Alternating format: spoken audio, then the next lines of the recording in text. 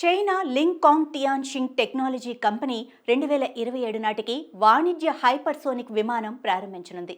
ఇది London New York ప్రయాణం 1.5 నుంచి 2 గంటల్లో పూర్తి చేస్తుంది. ప్రపంచవ్యాప్తంగా టెక్నాలజీ విషయంలో నిరంతర పరిణామాలు చోటు చేసుకుంటున్నాయి. ఇవి మనం సాధ్యం అనుకుంటున్న దాంట్లో కొత్త పరిమితులను సవాలు చేశాయి. అమెరికా, రష్యా, చైనా ఈ 3 దేశాలు ప్రపంచ సూపర్ పవర్ స్థాయికి ఎదిగాయి. ఇవి టెక్నాలజీకి ఉన్న బలాన్ని ఆధారం చేసుకొని మెరుగైన సేవలు అందిస్తున్నాయి. చైనా ప్రత్యేకంగా ప్రపంచంలో అతిపెద్ద ఎగుమతిదారుగా నిలుస్తోంది. ప్రపంచ మార్కెట్లో ముడి పదార్థాలు తయారు చేసి వస్తువులు అందిస్తుంది.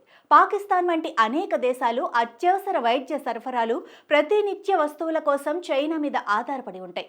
చైనా ప్రపంచ ఆయుధ మార్కెట్లో పెద్ద భాగస్వామిగా మారాలని చాలా కాలంగా కలలు కంటుంది. ప్రస్తుతం ఈ మార్కెట్ను ఫ్రాన్స్, అమెరికా, ఇజ్రాయెల్ వంటి దేశాలు ఆధిపత్యం చేస్తున్నాయి. కానీ టెక్నాలజీ అభివృద్ధి విషయంలో చైనా ఎంతో శక్తివంతమైన పోటీదారుగా ఎదిగింది. హైపర్సోనిక్ రాకెట్ల అభివృద్ధిలో చైనా విజయాన్ని సాధించిన తర్వాత ఇప్పుడు చైనా ఒక హైపర్సోనిక్ విమానాన్ని తయారు చేయాలని నిర్ణయించుకుంది.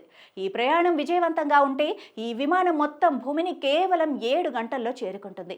ఈ హైపర్సోనిక్ విమానాన్ని బీజింగ్లో ఉన్న లింగ్కాంగ్ టియాన్షింగ్ టెక్నాలజీ కంపెనీ అభివృద్ధి చేస్తోంది. ఈ కంపెనీ తన యాన్షింగ్ ప్రోటోటైప్ విమానాన్ని విజయవంతంగా పరీక్షించి 2027 నాటికి వాణిజ్య విమానంగా ప్రారంభించడానికి సిద్ధమవుతోంది.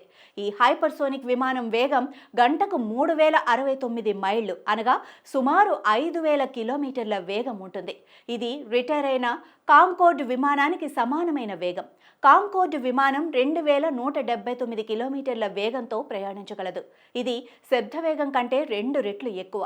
చైనాకు చెందిన ఈ హైపర్సోనిక్ విమానం లండన్ నుంచి న్యూయార్క్ వరకు కేవలం 1.5 నుండి 2 గంటల్లో ప్రయాణించగలదని అనేక మీడియా నివేదికలు చెప్తున్నాయి. రెడ్ డ్రాగన్ ప్రోగ్రాం ఈ టెక్నాలజీ అభివృద్ధికి భారీగా పెట్టుబడులు పెట్టినట్లు సమాచారం.